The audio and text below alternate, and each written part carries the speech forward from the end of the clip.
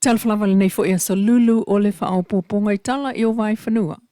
Talafalava nei salulu ai alo mai o le whaopoponga o tala I o VAIFANUA a le Samoa Entertainment TV mai a pia.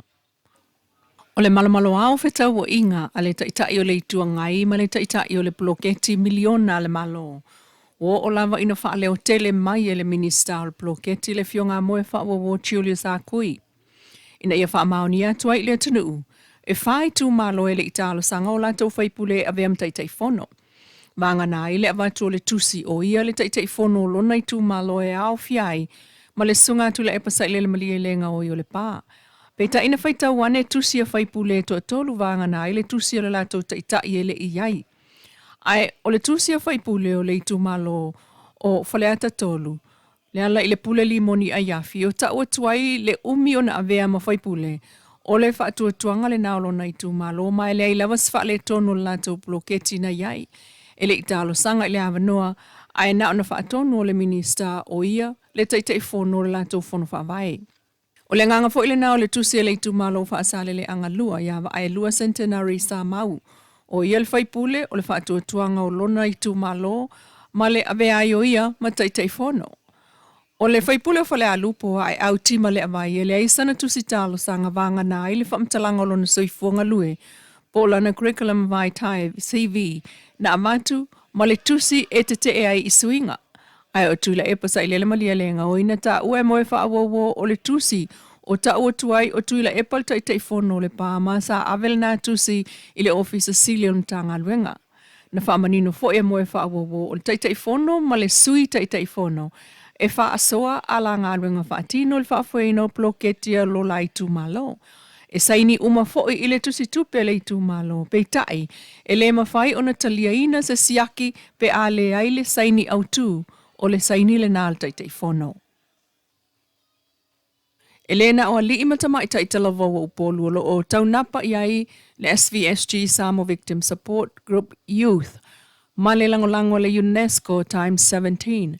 Ilana polkalame o le Youth Empowerment I lalo o le polkalame Going Together for Youth Creativity and Well-Being. E pe ona whaatino ai le maftanga whaalea o onga I le potufono le sapi sa le longa ananafi.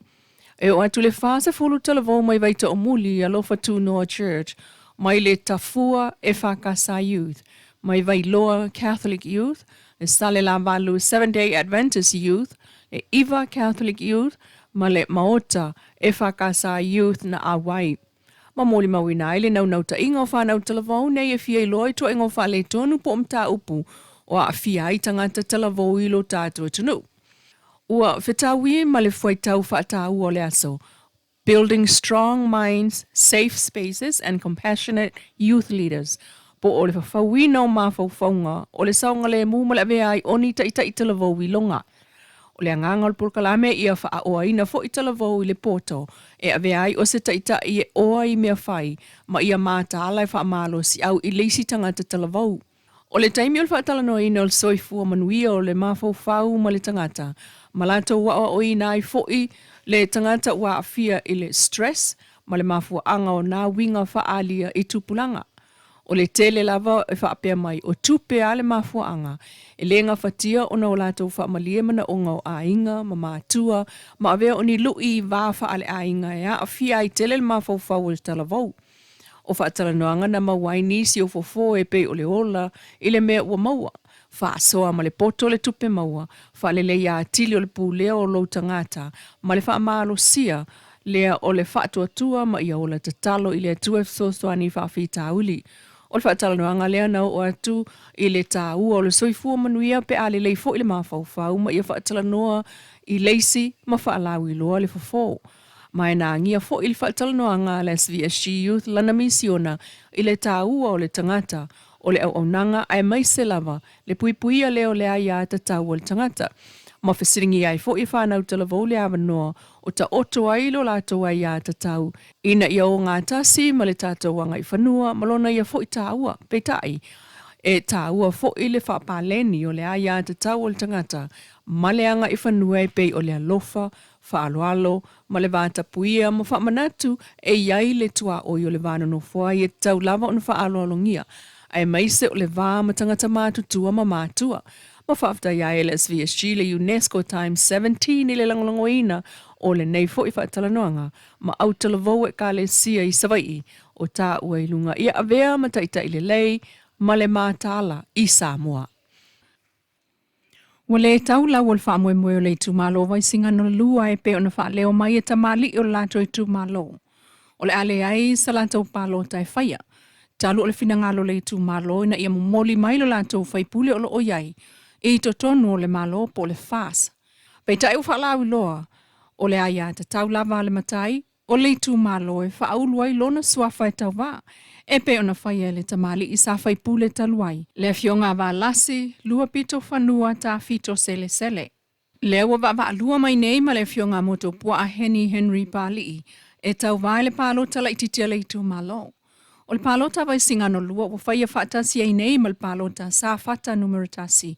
Lea to a lima na ia fo i matai o le atau wā mai ai.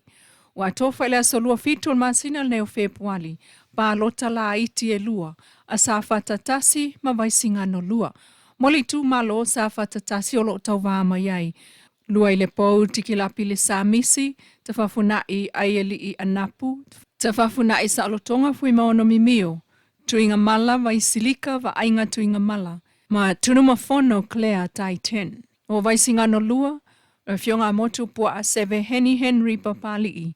Ma va lasi lua pito whanua ta fito sele sele. E tu sai malvaenga ono tasi pui pui lua tu la fono whainga palo talu o ta siva.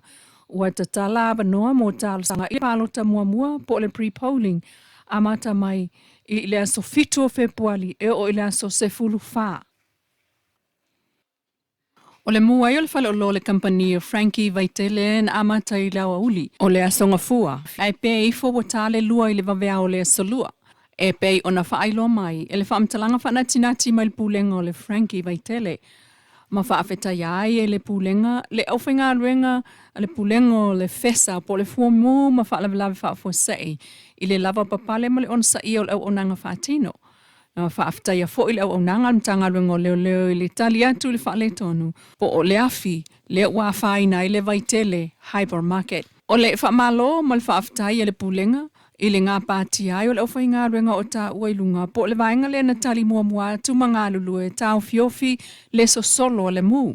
Ai o le tomai whaapitoa na lato whaatino ai le saonga le mu le awhai ngā ruenga. Ma taunu uai i le leo seisi nā whaina se soifua. Mai watu atoa fo i le ngangol company o Frankie lango i le suenga o lo whaatino. Ma whaapena fo i ona avele lango i lana awhai ngā ruenga. Ai o le tāpena ngai mo leisi la asanga e pe ona whaailoa le pepo whaamtalanga. Mai le company i lona i tū whaanatinati, mai le pūlenga.